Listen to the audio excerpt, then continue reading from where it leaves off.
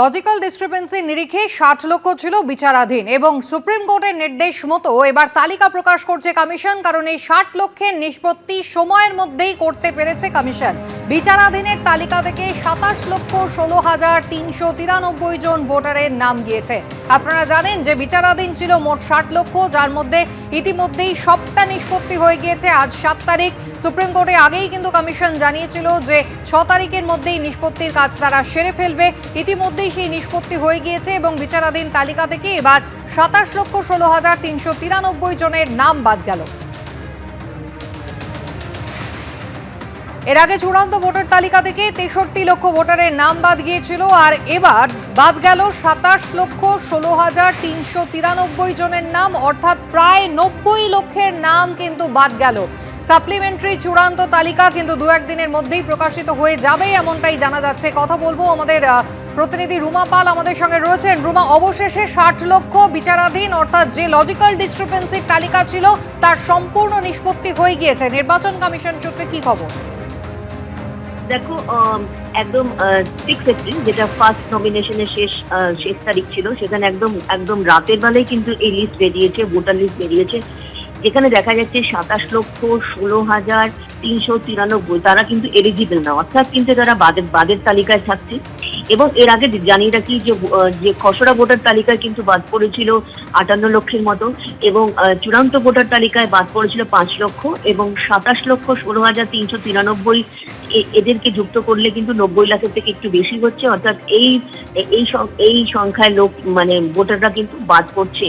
এবং সেই নিরিখে কিন্তু এই ভোটার লিস্ট বেরিয়েছে কালকে, এবং এখনো পর্যন্ত দেখা যাচ্ছে যে ৬০,৬০,৬৭৫ নিষ্পত্তির মধ্যে আর বলা যেতে পারে যার সবটাই প্রায় হয়ে গেছে, প্রায় ৫৯ লাখের মতনই হয়ে গেছে। এবং সেক্ষেত্রে জানিয়ে রাখছি যে এই যে লিস্ট বেরিয়েছে একদম ফার্স্ট ফেজ নমিনেশনের আগে, সেক্ষেত্রে দেখা যাচ্ছে যে ৯০ লক্ষেরও বেশ কিছু সংখ্যায় রয়েছে সেটা কিন্তু মানুষ বাদ যাচ্ছেন ভোটার তালিকা থেকে। তবে এটা ঠিক, যেহেতু সেকেন্ড ফেজে এখনো কিন্তু 9 এপ্রিল একদম শেষ তারিখ তার নমিনেশনের, সেক্ষেত্রে আর কোনো লিস্ট বেরোয় কিনা অবশ্যই কমিশন সেটা জানাবে, নাকি এই ক্ষেত্রে এই লিস্টে যেটা বেরিয়েছে সেটাই চূড়ান্ত গণ্য হবে, সেটা সিদ্ধান্ত নেবে, সেই কমিশন সেটা জানাবে।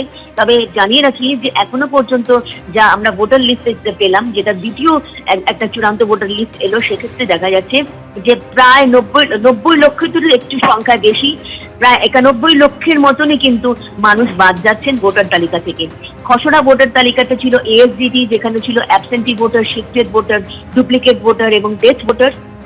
তার পরবর্তীতে যখন দেখা গেছে চূড়ান্ত ভোটার তালিকা বেরিয়েছিল ৫ লক্ষের মতো, সেখানেও কিন্তু ৫ লক্ষের মতো ভোটার ডিলিট হয়ে গেছিল, এবং ডিলিট হয়ে গেছিল অর্থাৎ সেক্ষেত্রে কমিশনের বক্তব্য ছিল তারা তাদের ডকুমেন্টস ছিল না, বা তারা কোনোভাবে সেখানে গিয়েছিল, সেখানে পাওয়া যায়নি সেই ভোটারদের, বিভিন্ন বিষয় ছিল, সেই কারণে কিন্তু তারা বাদের তালিকায় ছিল। এবং সেক্ষেত্রে জানিয়ে রাখি তারপর শুরু হয়েছে বিবেচনাধীন যারা ছিলেন তাদের কাজ শুরু হয়েছে। এবার বিবেচনাধীনের মধ্যে যারা ডিলিট হয়েছেন তাদের কি হবে? অনলাইনে যদিও শুরু হয়েছে, কিন্তু এই বিবেচনাধীনের মধ্যে যারা রয়েছেন, ডিলিট রয়েছেন, সেক্ষেত্রে তারা ভোট দিতে পারবেন কিনা সেটা কিন্তু প্রশ্নচিহ্ন।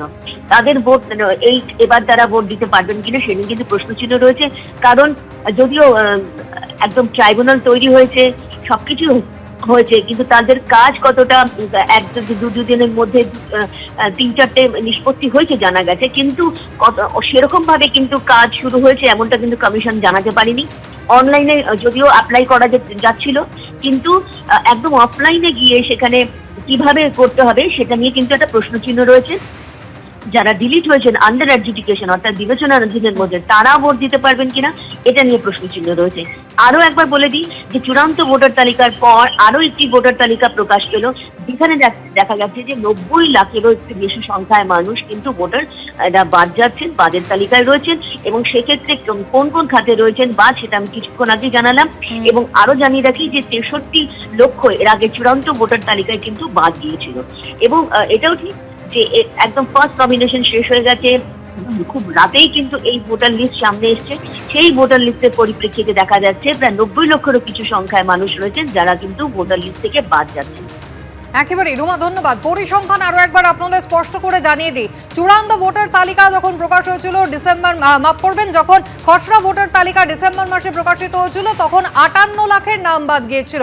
এরপর 28শে ফেব্রুয়ারি এলো চূড়ান্ত ভোটার তালিকা, সেখানে কিন্তু বাদের খাতায় নাম রইল মোট 63 লক্ষের, এবং 60 লক্ষ যারা লজিক্যাল ডিসক্রিপেন্সির আওতায় পড়লেন, অর্থাৎ সেক্ষেত্রে তাদের নিষ্পত্তি করার দায়িত্ব গিয়ে পৌঁছলো জুডিশিয়াল অফিসারদের হাতে। বিচার বিভাগকে যুক্ত করলো একেবারে নির্বাচন কমিশন আদালতের নির্দেশে, এবং সেই 60 লক্ষের ভোটারদের যে আবেদন দাবি তার নিষ্পত্তি অবশেষে হয়ে গিয়েছে। সুপ্রিম কোর্টের নির্দেশ মতো কমিশন কিন্তু একটা তালিকা ইতিমধ্যেই সামনে নিয়ে এসেছে, যাকে চূড়ান্ত তালিকা বলা হচ্ছে। 28শে ফেব্রুয়ারি যে তালিকাতে বাদ পড়েছিল 63 লক্ষের নাম, এবার তার সঙ্গে নতুন করে আরো 27,16,393 জন ভোটারের নাম যোগ হলো, অর্থাৎ 63 লক্ষের সঙ্গে এবার 27,16,393 নাম যোগ হয়ে মোটের ওপর 91 লক্ষ ভোটারের নাম বাদ যাচ্ছে এসআইআর প্রক্রিয়ায়, এমনটাই কিন্তু জানা যাচ্ছে। যাদের নাম বাদ গিয়েছে এবার তারা ট্রাইব্যুনালে অ্যাপ্লাই করতে পারবেন অনলাইন এবং অফলাইনে, এবং ইতিমধ্যেই অফলাইনে সেই ভিড়ের ছবি আপনাদের প্রত্যেক দিনই আমরা দেখাচ্ছি। ট্রাইব্যুনাল কিন্তু ইতিমধ্যেই কাজ শুরু করে দিয়েছে।